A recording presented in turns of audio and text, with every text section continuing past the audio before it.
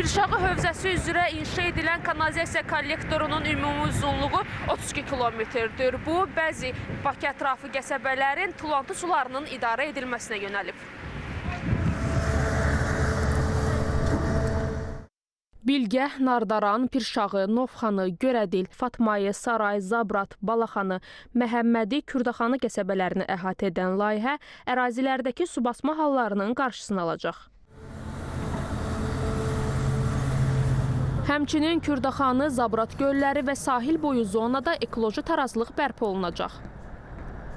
Pirşağıda 13 şaxtada və kanalizasiya nasos stansiyasının qurulması istiqamətində eyni zamanda tullantı su kollektorunda və mikrotunellərdə işlər davam etdirilir. Kanalizasiya kollektorlarının inşası həm açıq qazma, həm də mikrotunellər vasitəsilə həyata keçirilir. Dayaz və maneəsiz ərazilərdə açıq qazma, maneəli və təhlükəli ərazilərdə isə mikrotunellərdən istifadə edilir.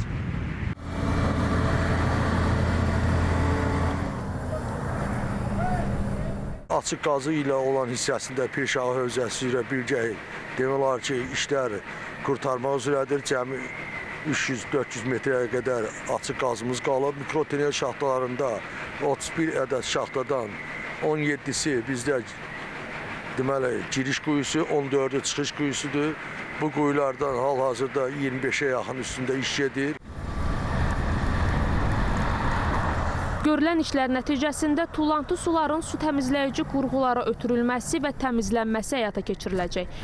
Bu isə su hövzələrinin çirklənməsinin qarşısını alacaq.